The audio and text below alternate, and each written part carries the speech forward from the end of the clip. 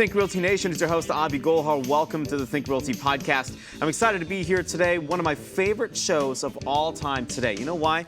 Because I get to geek out about workflows and business processes and everything that you as a real estate investor must do if you want to scale and grow your business. But I absolutely want to thank the sponsor for today's podcast, and that's Narada Real Estate Investments. This podcast is brought to you by Narada Real Estate Investments, your premier source for cash flow investment property. Visit www.turnkeyrealestateinvestments.com.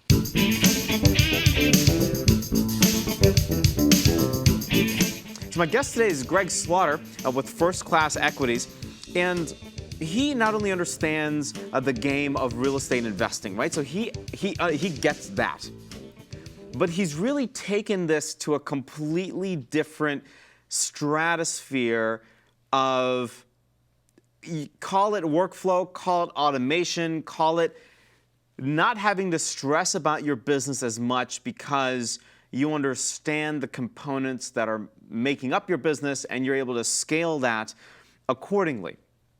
And so I really want to have him kind of talk a little bit about what he's doing and the type of investing he's doing, et cetera, and what his offer is. But more specifically, how you as a real estate investor, it doesn't matter if you're a real estate agent, you're a realtor, you're a broker, you're a wholesaler, you're a flipper, you're buying and selling real estate, you're buying and holding real estate. None of that matters, right? Like you could be doing all of these things, but ultimately we as real estate investors, we want to know one thing.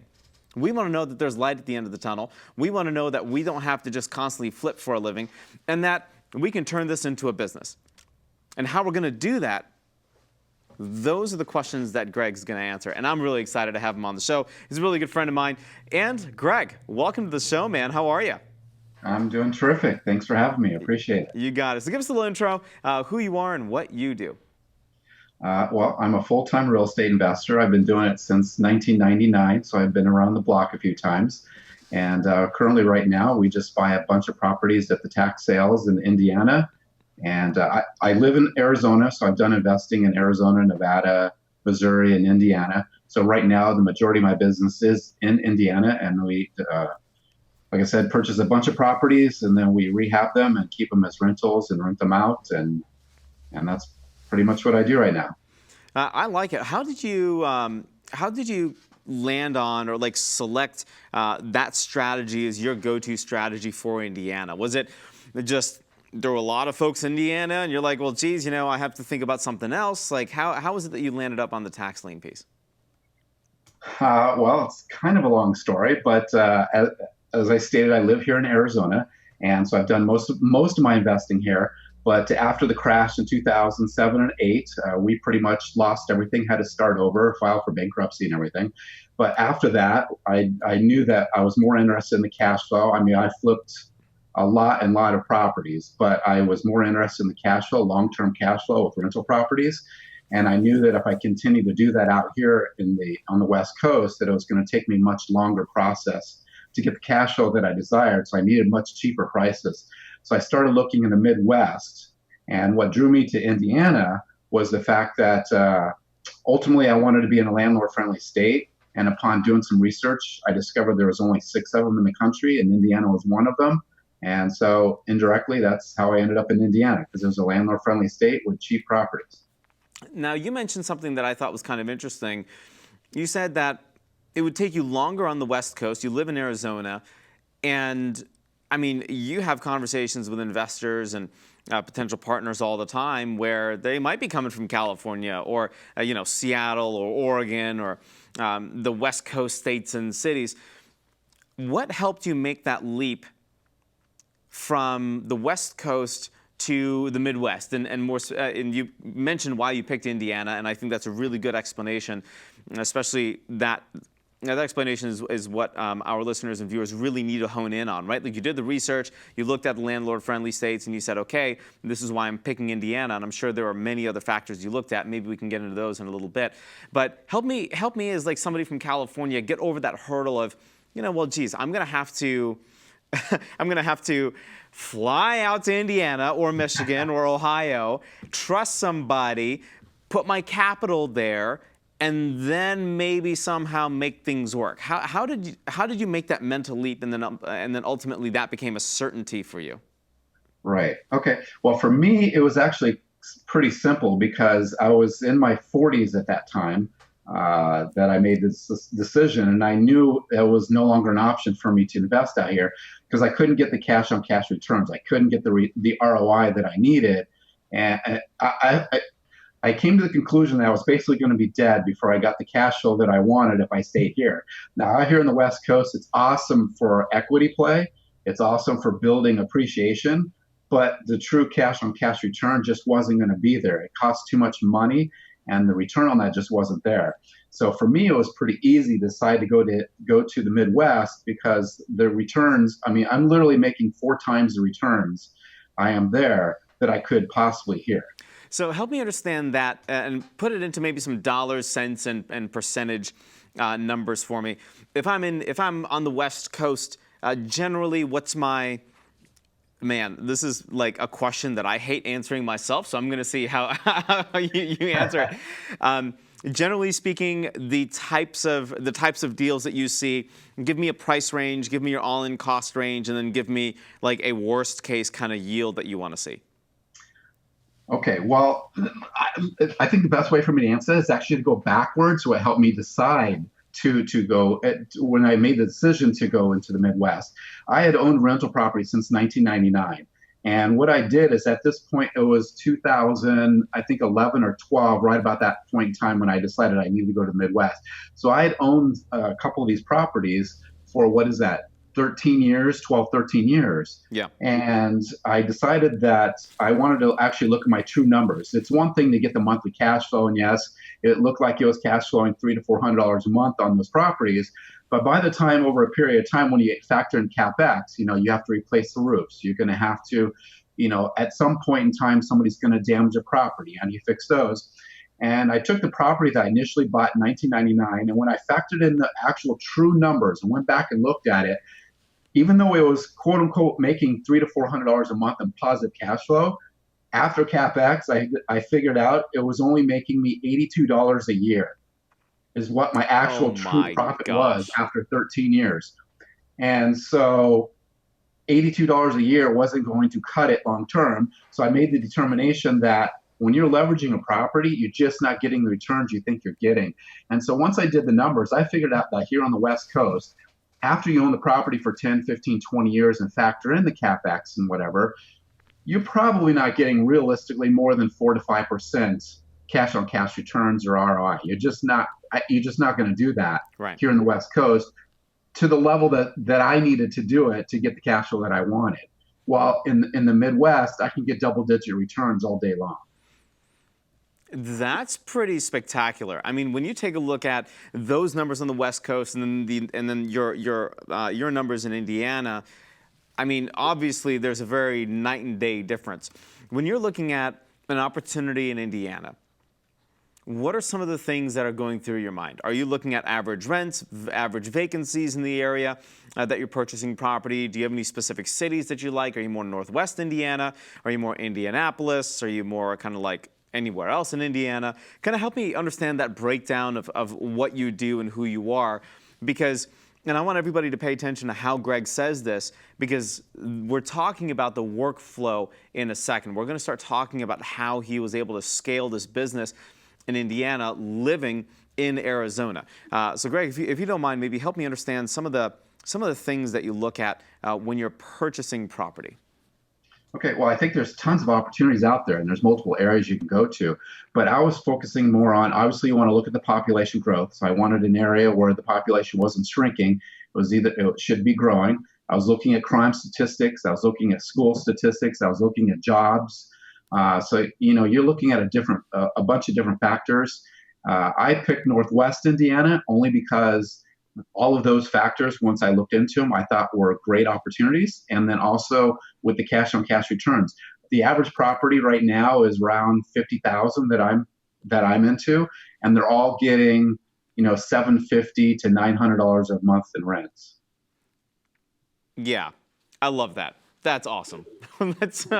So Northwest Indiana, $500 to $750 a month in rent.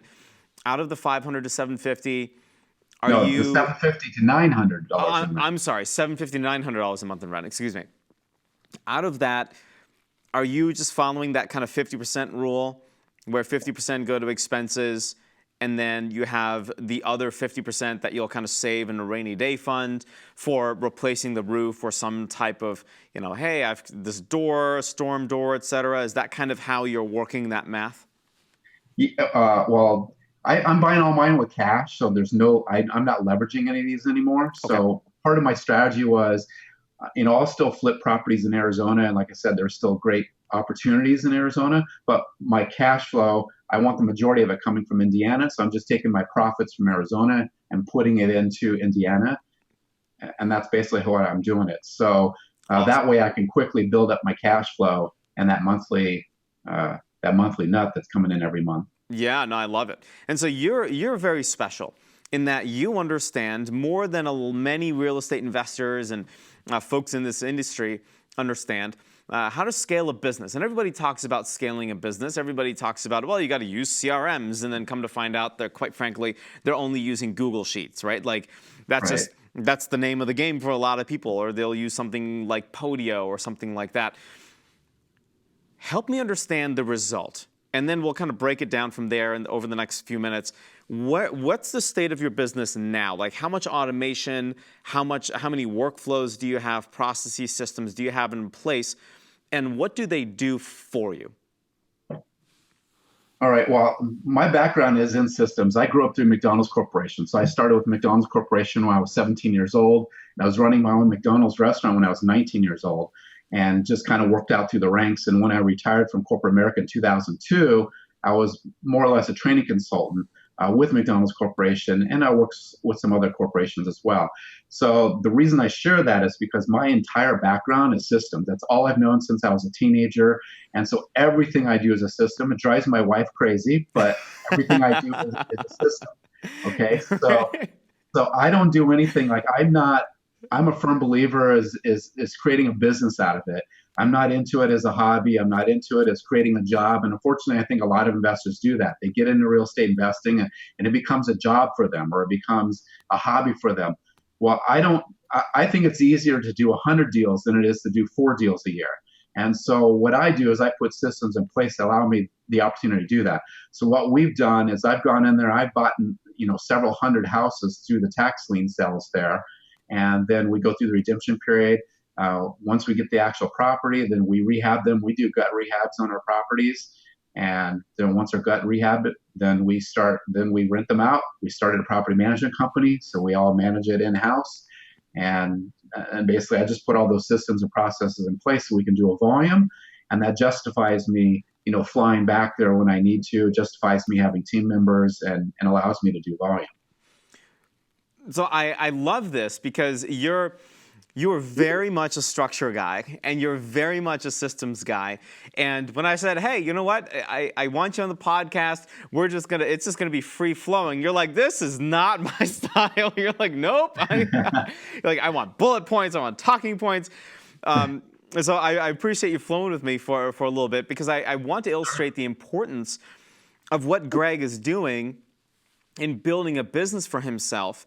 And you also have to think about what he just said, right? He just said that it's easier for him to build 100 or do 100 deals than it is to do 4. And many of us thinking, well, geez, that's kind of backwards, right? Shouldn't it be easier to do 4 instead of 100? Well, not if you're Greg, and not if you're thinking about scale, and if you're thinking about using the right systems and processes to help you get there. Because at that point, the economies of scale would really help you to push business forward. And now you're creating for yourself this ecosystem of not only opportunity, but also systems. And that's what Greg's been able to do.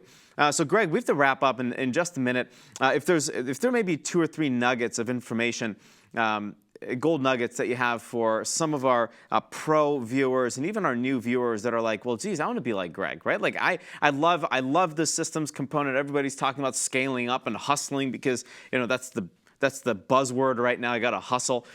What are maybe 1 or 2 gold nuggets that you would have for these folks?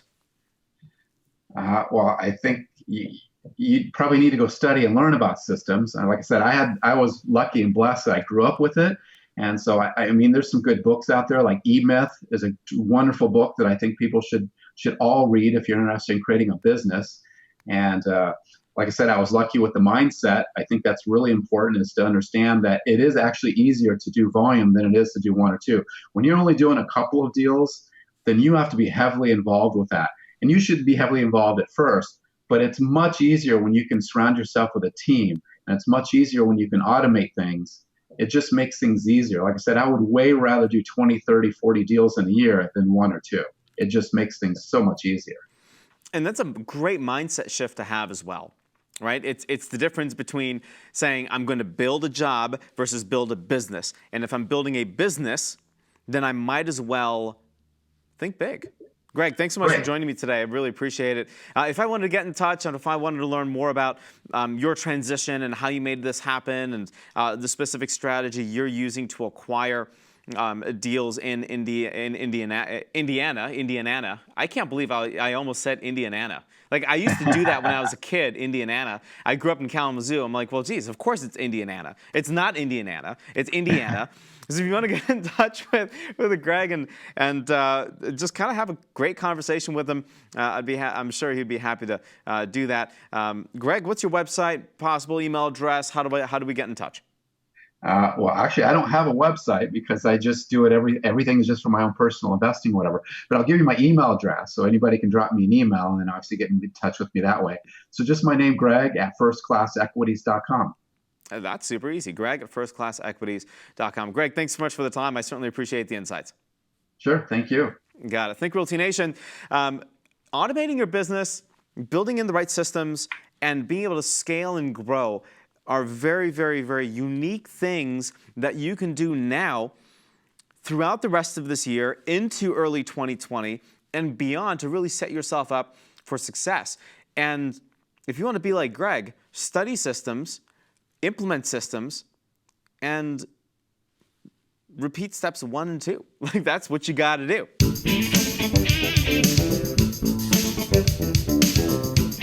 All right. One of my really good friends, Lorraine Beato, she lives here in Atlanta. I live in Atlanta. She had a very, very cool article that she wrote for Think Realty online called Top Trends in Design. If you're a flipper, if you're constantly looking for that next edge, you want to pay attention. What are her favorites? There are 2 things. Sherwin-Williams Extra White for a nice, true, crisp white color, and Sherwin-Williams Alabaster for a really softer feel. I love that softer feel kind of look, so I actually agree with her on that one. She also likes the Sherwin-Williams Eider White for a little warmth on the interior walls.